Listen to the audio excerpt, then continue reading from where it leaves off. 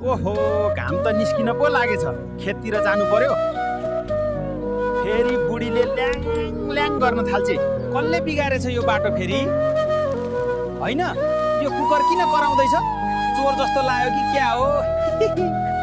हेर त, गोरु त अझै निदाएकै जस्तो। तँहरू पनि अझै सपना देख्दैछौ कि खेत जोत्दैछौ? आज त बिहानैदेखि घामले छाला पोल्यो। अब त एकाध आँप खाएर मात्रै बिसाउने हो।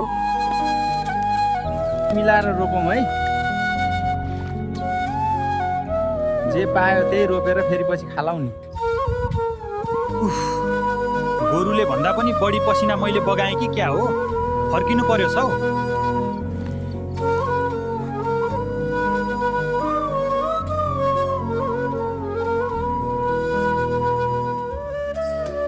आज त मजा आयो खेतमा पनि। भोलि फेरि सबैले उठ्नु पर्नेछ।